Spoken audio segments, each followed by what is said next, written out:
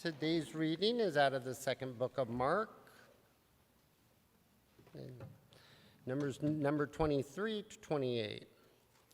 One Sabbath, he was going through the grain fields, and as they made their way, his disciples began to pluck the heads of the grain. The Pharisees said to him, "Look, why are you doing what is not lawful on the Sabbath?" And he said to them, "Have you ever read what David did when he and his companions were hungry and in need of food? How he entered the house of God, and Abiathar was the highest priest and ate the bread of the presence, which is not lawful for any but the priest to eat. And he gave some to his companions." Then he said to them, "This Sabbath was made for humankind, and not humankind for the Sabbath. So the Son of Man is the Lord even on the Sabbath." Let us bring deeper meaning to the words written so long ago. Well, of course, we know it's 4th of July weekend, but perhaps like me, you felt it's been a sort of a strange celebration. There were fireworks in the sky, yes, but there's also smoke on the horizon. There's a heaviness in the air. And if you felt it too, you are not alone. This year, for me at least, Independence Day lands with a dull thud in the soul. Just last week, the BBB, the Big Bad Bill, passed, ushering in a wave of consequences that are sure to be swift and certainly cruel. ICE raids have already invaded our communities, and this BBB promises that it's just the beginning. Families are disappearing into the system, fear is mounting, grief is real. We're told to wave our flags and sing about liberty, but perhaps so many of us ask ourselves, how can we do this when our neighbors are being stripped of theirs? How do we celebrate freedom, knowing that reproductive rights have been stripped, as LGBTQ plus people are once again targeted? Trans people have their rights stolen from them. Immigrant communities are living under constant fear of surveillance everywhere. All you have to do is be a person of color to get picked up from a walk at the park. We watch our whole educational system go under attack from this direction, and that one. And alligator Alcatraz is being paraded as an American victory, as though feeding people to gators is genius, right? It's cheaper than shipping them off to Sikot, right? These concentration camps are thinly veiled, if at all. So if you're feeling sad today, if you're grieving, if you're angry, if you're heavy-hearted, it doesn't make you unpatriotic. And it certainly doesn't make you weak. It makes you a human being, an empathetic human being. Because though we might be feeling despair, what I think we're really feeling is love. Wounded love. Love for what could be. Love for what has been. Love for our neighbors. Love for justice. Love for our country. Love of God. So today we bring all of that here. We bring our grief, we bring our honesty. We show up, not because we have it all figured out, but because we need to be reminded that even now, God is still moving. God is still speaking. So maybe that's why it could be the perfect time to introduce this new summer series I've called Divine Disruptions, when God breaks the rules, because this world needs to be disrupted. It needs holy disruption, God-sized disruption. So we begin today. All summer long, we're going to explore stories where God will interrupt the expected, where the divine shows up not to reinforce the rules, but to lovingly and powerfully break them. They're not necessarily stories of chaos. They're actually stories of liberation, of healing that overrides decorum, of welcome that overrides boundaries, and of love that overrides law. So each week we're going to jump into a different moment of sacred disruption, a moment that asks us to see the world both as it is and as it could be. We're going to look at these moments where God disrupts what we expect or accept so that something more just, more loving, and more divine can take root. So this week, we're going to begin by naming disruption itself as holy. So we begin with Jesus, who is the holy rule breaker. He challenges not just religious systems, but the very idea that our lives should revolve around what is lawful instead of what is loving. The story that Donnie read came to us from the Gospel of Mark. It is deceptively simple. We find Jesus on the Sabbath, and the disciples are walking through a field, and they begin to pluck heads of grain. It's a small act, but it's one that violates the law. Religious law, of course, and the Pharisees are right there to quickly jump in and take note. Look, what are they doing? That's not lawful on the Sabbath. And so it's a technical question that they're asking as they say, is this lawful or not? Because Sabbath law isn't just about rest. We kind of think about it that way, especially today for Christians. Take your Sabbath, right? Take a rest, take a break. But it's really more than that. This is a cornerstone of Jewish identity, of obedience then, and even really still today. Because keeping Sabbath meant keeping covenant. And so if you broke that covenant, it wasn't a small offense. So Jesus not only breaks the law, but he doesn't apologize for it. He doesn't even explain. He disrupts. He reminds them of David, how David once entered the temple and ate bread that was only lawful for priests, and he broke the rules then when he was hungry, and nobody condemned him. So everybody around was wondering what was going to happen. What was Jesus going to say? What would they do to him? And Jesus speaks this line that sets the whole story, and I think even sets the whole sermon series on fire.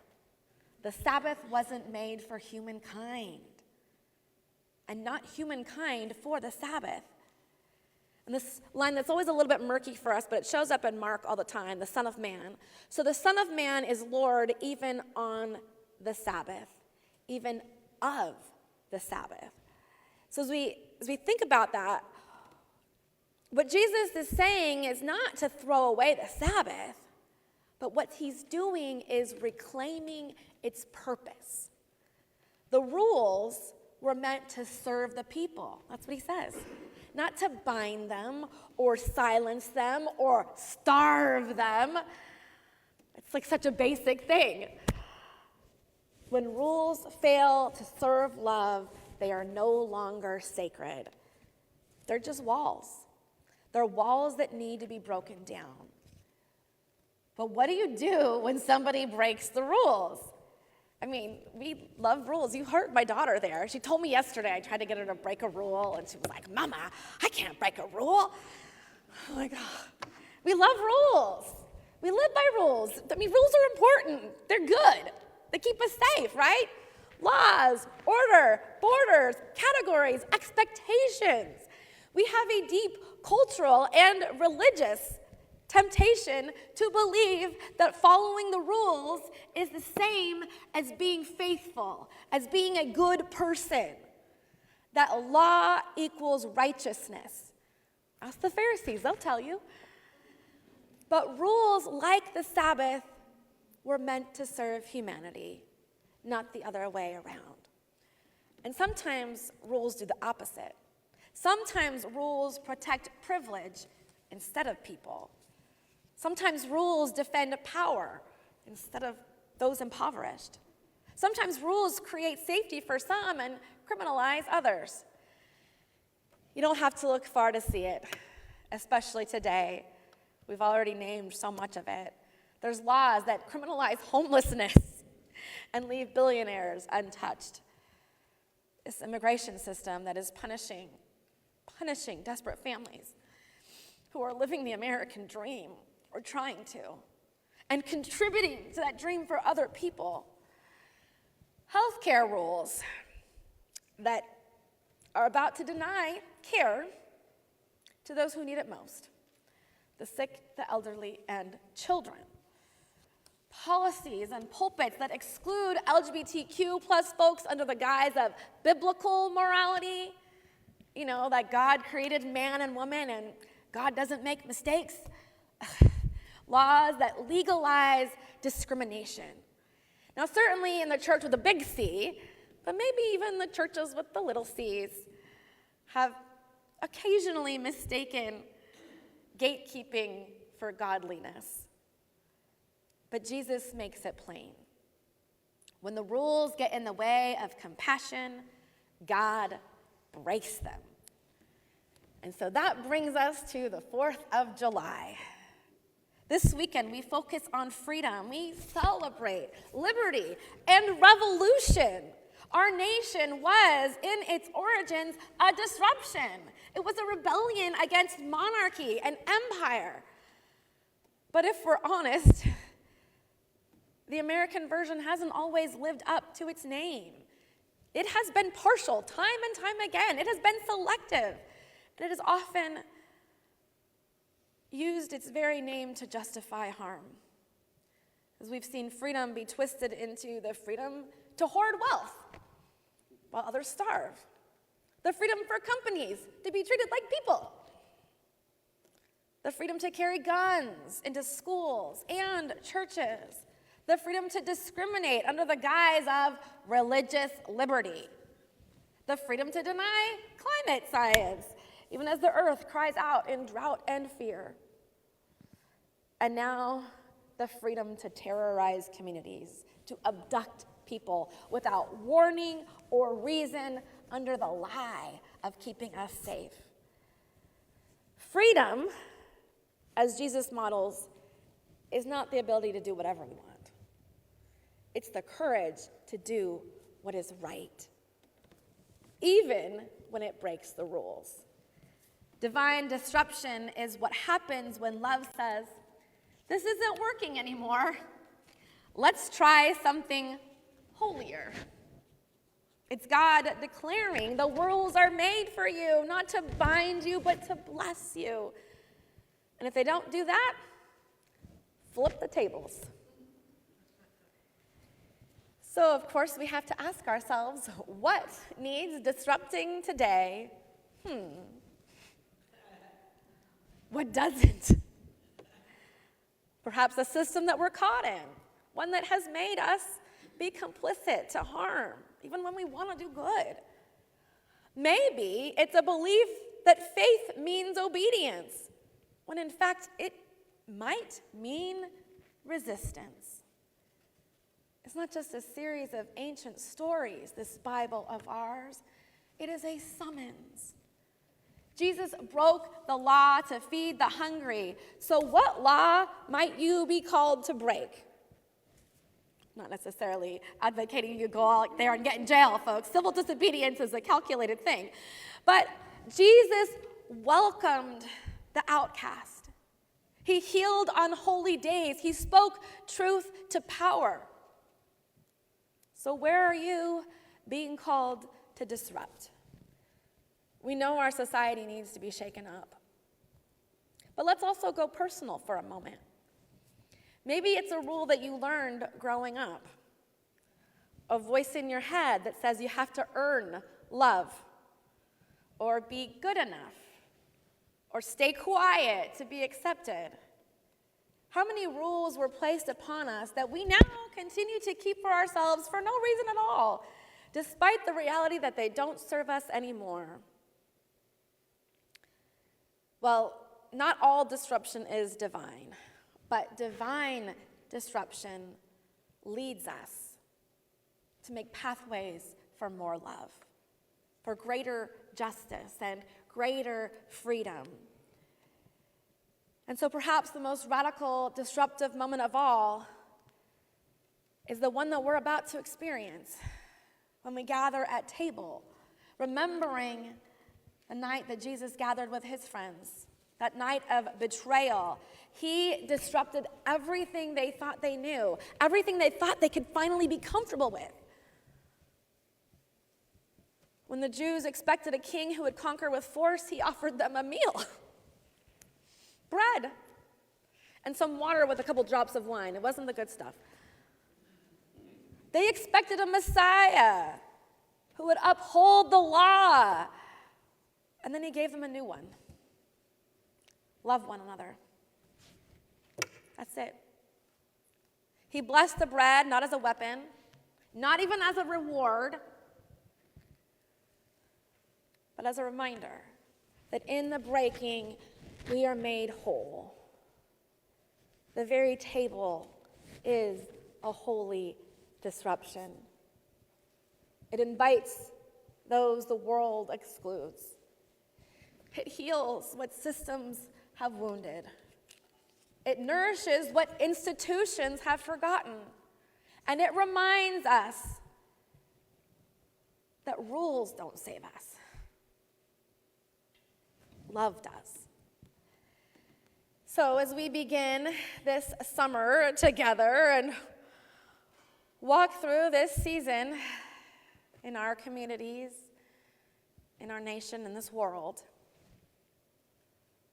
we do so thinking about holy disruption. May we be willing to be unsettled. It's an unsettling time, and it's okay to say so. May we be willing to see the world as it could be. And may we follow the one who breaks rules not for his own gain, but to set us all free. So let's not be afraid of disruptions. Let's welcome them. Let's be a part of them. Divine disruptions. Because God doesn't always work through order, you know. God transforms in the messy, broken, hurting, hard places. And that's where there's space for love to break in. Amen.